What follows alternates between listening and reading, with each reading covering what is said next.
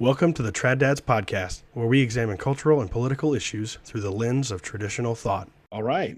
My name is Levi Russell, and today Isaac and I are going to be discussing humility and what humility should look like for men, and then maybe how men take it too far in one direction or the other. In other words, they sort of have a false humility that goes too extreme in any different direction. And I'm certainly not an expert on this, and Isaac is our theologian, so he's gonna kind of help me understand this and hopefully help you understand it. So Isaac, how would you define humility in the sense that it's supposed to manifest itself in a man's life?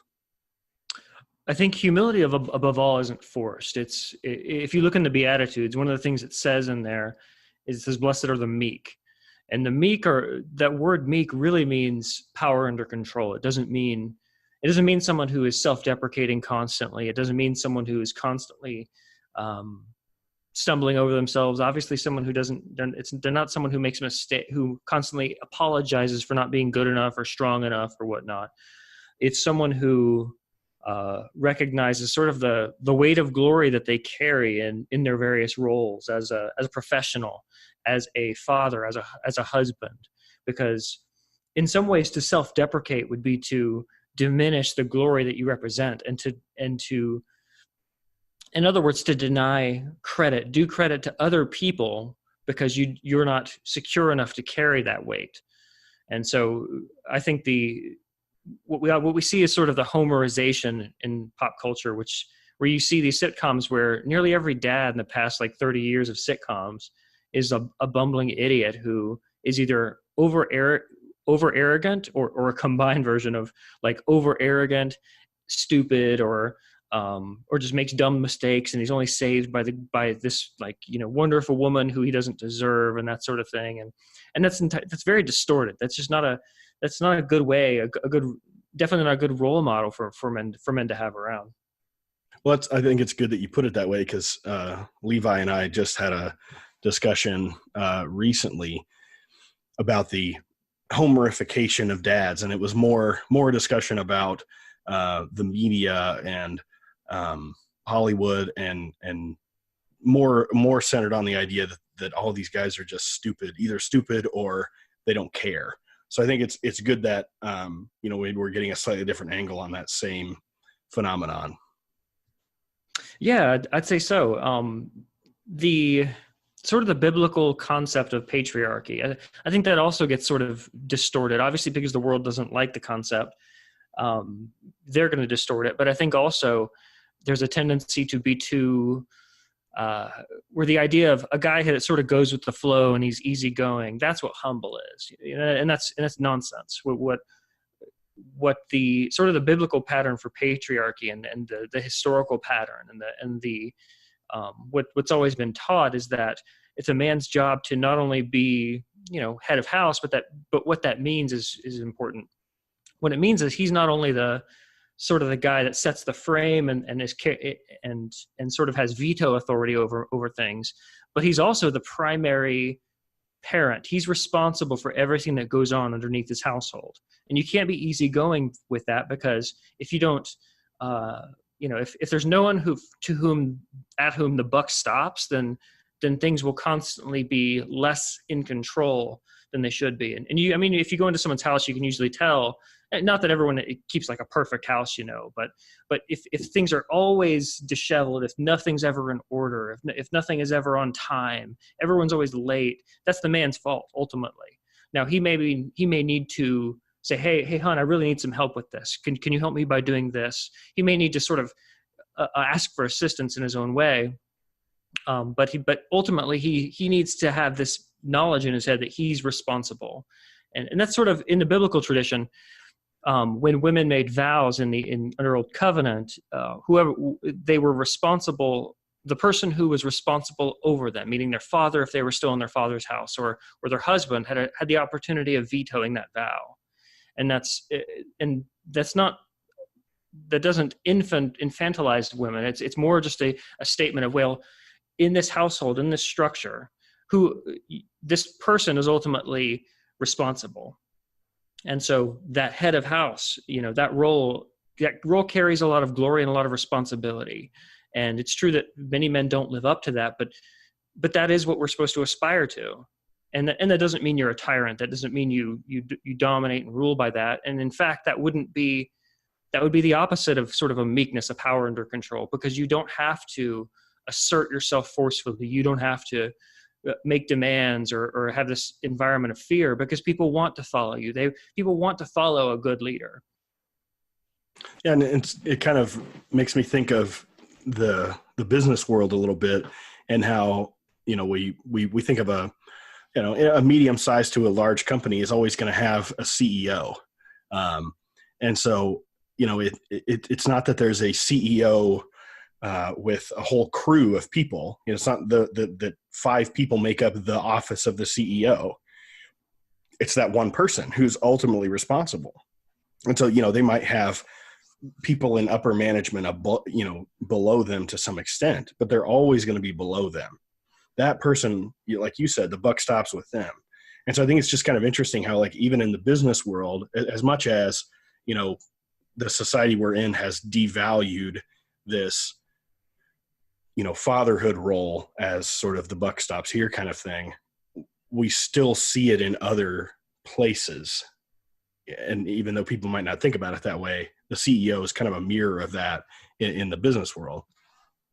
So I want to see where you think we can take this next. So if we're talking about humility and meekness being sort of power under control and being able to, exercise power and authority correctly. So then how does this go off the rails? What's one of the ways this can go wrong? Well, I think it's when men don't sort of take seriously that. I mentioned that how women had sort of an out where if there was a man that was sort of an authority over them, he could veto some rash words that they said, that some vow they made. But there was no such sort of out for a man. He's held to every single word. And so, and that's something you have to really meditate on and chew on, that you have to be able to speak authoritatively and then stand by those words. And if you're wrong, take the consequences.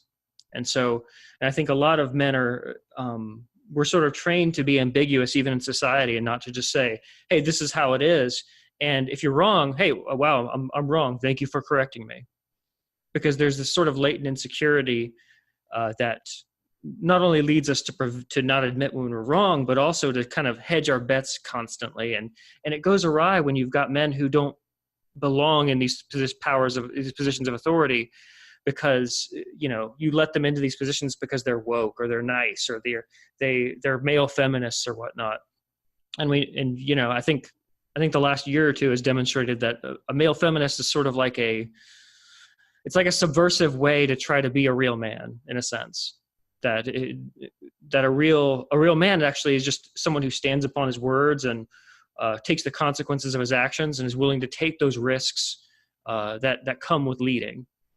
And not only that, but also someone who receives feedback properly, who can actually listen to people and understand them and take in their input, and then sort of see it from the strategic view and then make the decision based on that. So it seems like what you're saying is there's sort of this direction that people take this, and they say, that they're not going to worry about, the being responsible and things like that. And so it causes them to either be sort of cowardly and just create ambiguity in everything they do and say, or it creates this tendency for them to just double down whenever they're called out for being incorrect. And they don't have a commitment to the truth enough to say, yes, I was wrong. I should, think differently about this. Right. I'd say you can see this also in the story of Adam and Eve. I think that's really the key story of the decline of civilization, because the first civilization obviously was the first man and woman. And what occurred is you had a man who, in an effort to sort of please and acquiesce to the woman, he sort of followed her lead and sort of and it sort of took her advice and didn't say, no, I know what the truth is. This isn't how it's supposed to work. And so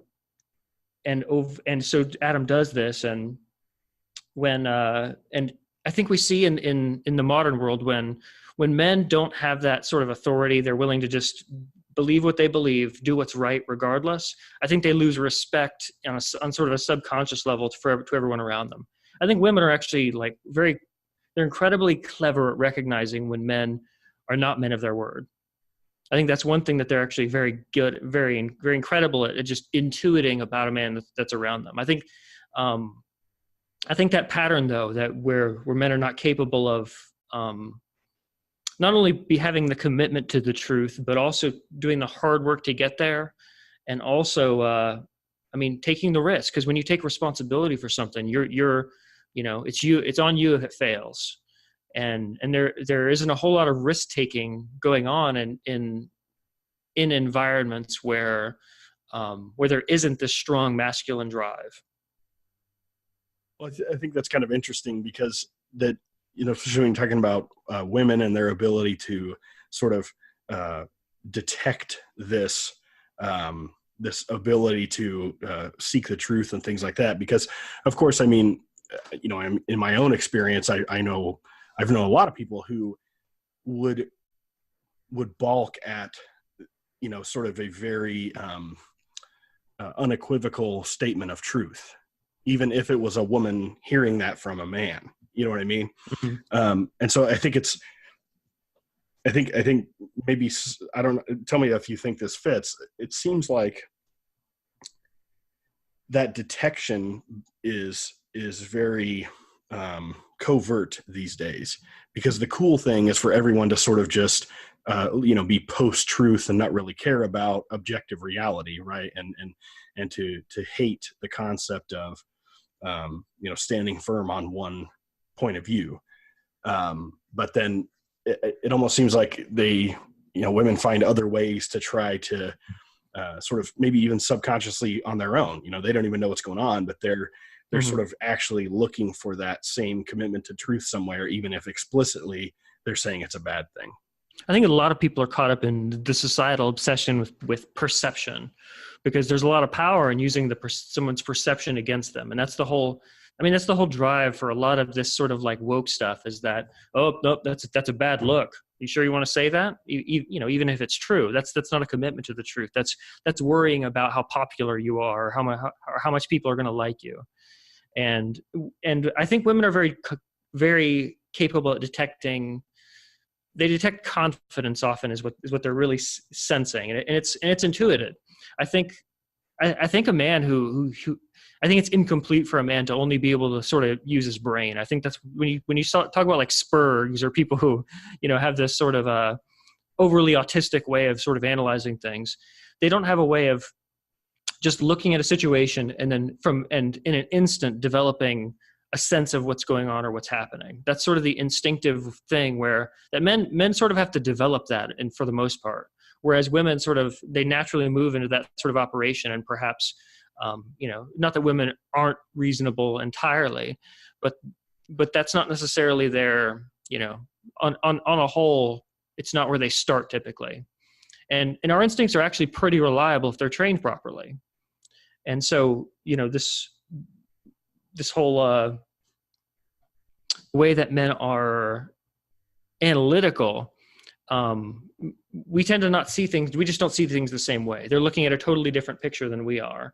But what they're seeing is something that's real. It's a confidence in the statement. And even when women overtly dislike a man, they're attracted, and not necessarily. I'm not even talking about necessarily in a romantic or sexual way, although there can be components of that.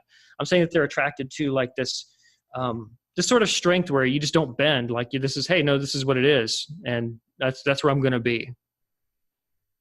Right.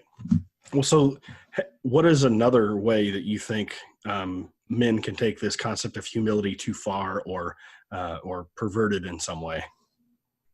I think we do things that make us weaker. I hate to use a phrase from Jordan B. Peterson, but I think that the truth is that we do a lot of things that make us weaker intellectually, physically, and morally. We make excuses. We don't, we're not willing to just go out there and say something, even if it might be wrong, because you're going to be wrong a lot. You're going to get punched in the face when you're wrong, and people are going to, you're going to be unpopular if you say things that are, against sort of the current of culture. But being willing to just stand up to that and say, no, I mean, hey, if you want to explain to me why, I'll listen. But otherwise, I don't care. I'm standing right here. And that exercise, that just being able to do that on a regular basis, and recognizing that dichotomy of being willing to stand out and say stuff, but still being able to actually interact with people as human beings and say, oh, I see what you're saying there, and being able to actually engage on it, but also not being swayed by every wind and every social pressure that comes along. Right. So it's sort of confusing humility for weakness itself. Right. So, I'd say so. Yeah. So it's just this idea that if you are weak, then a nice veneer to put on that weakness is to say it's actually a virtue, which is humility. Right. Weakness itself is not a virtue. Yeah. Right. It's this elevation of sentimentality, and that's a totally disordered way of seeing things. And in Jesus, I think we see the ultimate in the Lord Jesus. I think we see the ultimate in the dichotomy of it, because you've got what's often emphasized is his ultimate self-sacrifice, and that often doesn't look to the end, and it doesn't look to the prophecies that show him coming with a sword and a garment dipped in blood. So he came in humility, yet with directness, because he went up to people and said, you brood of vipers. When John the Baptist went up to them, he said, how do you hope to escape the damnation of hell? So with this directness, with this willingness to directly offend someone, if it meant saying the truth, that was never gone. But in that moment, what was emphasized was his self-sacrifice, his sacrifice on our behalf to fulfill, as he said, fulfill all righteousness, and to fulfill the law, and to be sort of the centerpiece of history. But in the end, when he comes back, he comes riding a white horse and in great glory. And so it's that dichotomy. And as a man, and sort of carrying the glory of God on your head, as Paul says, we have to recognize how high of a calling that is, and recognize that every single day is a day that you try to get better, that you find a way to sort of crush weakness, because weakness is not a virtue. Humility and kindness and caring for the weak, that is a virtue. But weakness itself is a grave weakness, is a grave sin, Right. to actually allow it to exist and not to seek to end it. So it kind of fits in with sort of a sloth thing. Like, even if you have a weakness, that doesn't mean you should just let it be. You should find ways to mitigate the weakness, or to become stronger, I guess, really.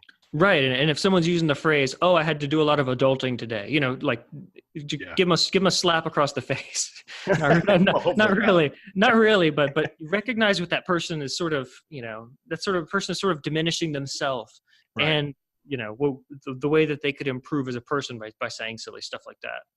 So what final thoughts would you have on this? Is that pretty much where you want to be, where you want to end up, or is there more, a final thought we should put on this? Biblical humility is strength. It's strength under proper control and in proper order. It's not just blind strength where you're angry and insecure and everything, but it is something that is both fearful and warm. It has both of those elements, as a good father does. Right. Well, I think that sounds great. And I appreciate it. I think, it gives me a lot to think about, and hopefully our listeners will think about this as well. Absolutely. Thanks for listening to the Trad Dads podcast. If you enjoyed our show, please subscribe on your favorite podcast app and consider giving us a 5-star rating on iTunes. It really helps us out. The podcast you just heard was made using Anchor. Ever thought about making your own podcast? Anchor makes it really easy for anyone to get started. It's a one-stop shop for recording, hosting, and distributing podcasts. Best of all, it's 100% free. Sign up now at anchor.fm/new. That's anchor.fm/new to get started.